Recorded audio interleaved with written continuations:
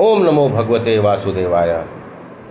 श्रीमद्भागवत महापुराण एकादश स्कंद 25वां अध्याय ज्ञान योग वर्णन। श्री कृष्ण जी बोले, हे उद्धव जी, इस जगत प्रकृति के ज्ञान से निराला है, ऐसा मानकर किसी के स्वभाव या कार्य की निंदा या प्रशंसा न करना चाहिए, क्योंकि दूसरे का स्वभाव और कर्म की निंदा स्तुति से द्वेष बुद्धि उपजती है, जिससे मनुष्य तुरंत स्वर्ग से गिर पड़ता है। ऐसे इंद्रियों को सो जाने पर जीव स्वप्न में घूमता है, और यदि उसका लय हो तो मृत्यु या मृत्यु की तरह सुसुप्ति दशा को पहुंच जाता है।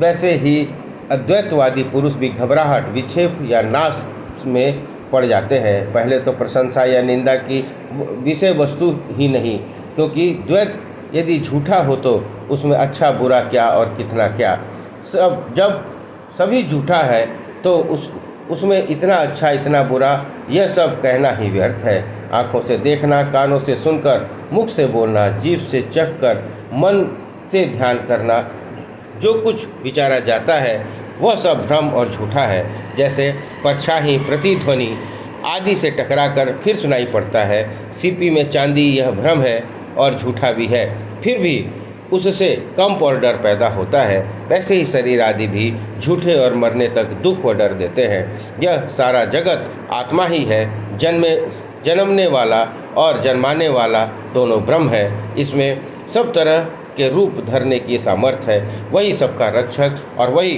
रक्षा करने योग्य भी है। इसी का संहार होता है और वही संहार करता है।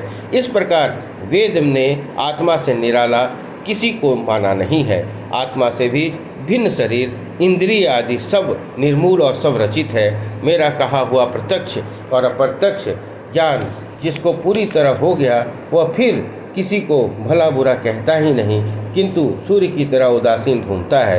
प्रत्यक्ष से, अनुमान से, शब्द से और अनुभव से जितना द्वैत जाना जा गया है वह सब झूठा है।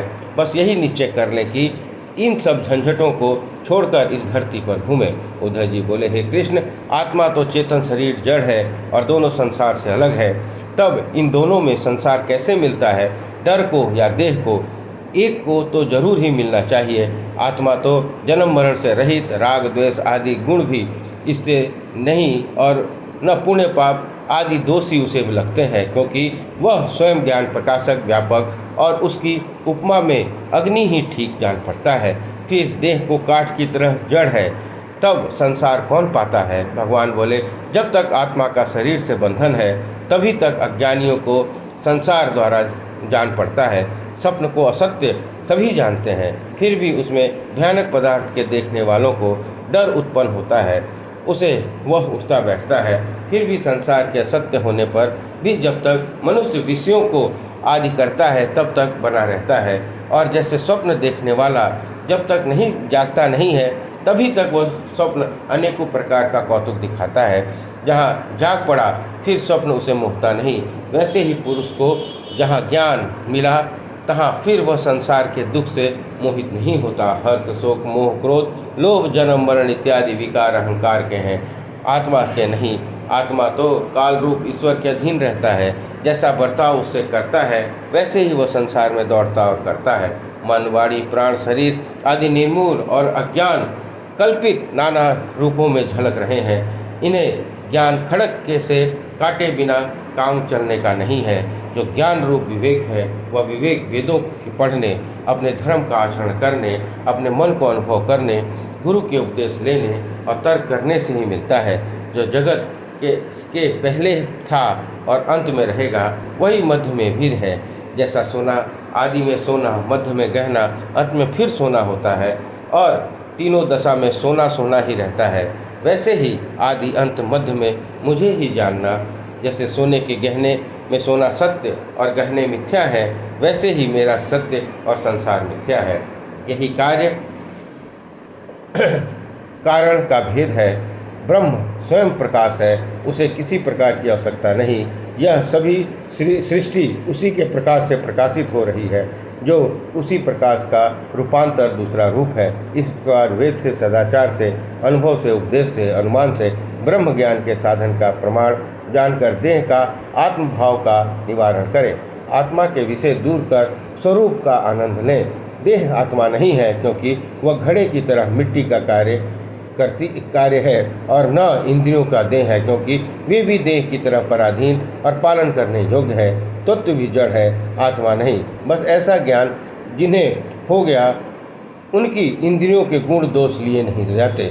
जैसे घटा के आने पर सूर्य का कुछ बनता बिगड़ता नहीं है, परमात्मा किसी दोष से कभी लिप्त नहीं होता। हे उदय जी, जब तक पूरा ज्ञान न हो जाए तब तक मनुष्य मुक्त की तरह अपनी इच्छा के अनुकूल आचरण न करे।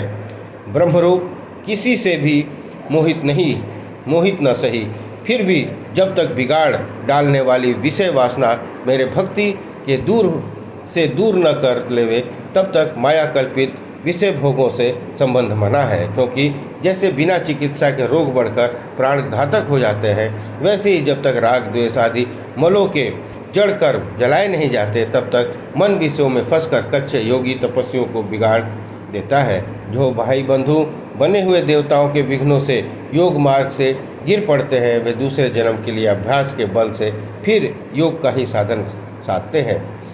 कर्मों की उलझन में नहीं उलझते, यद्यपि कर्म ज्ञानियों से भी नहीं छूटते, फिर भी उसे संसार में नहीं उतरना पड़ता। प्राणी जन्म लेकर मरण तक कुछ न कुछ कर्म करता ही है, और उससे मोटा दुबला आदि विकार भी उसी को होता है, किंतु ज्ञानी पुरुष कर्म के विकार से विकार नहीं पाते। यही ज्ञान की उत्तमता है। इस प्रकार 26 से 25वां अध्याय संपन्न हुआ। बोलिए कृष्ण भगवान की जय।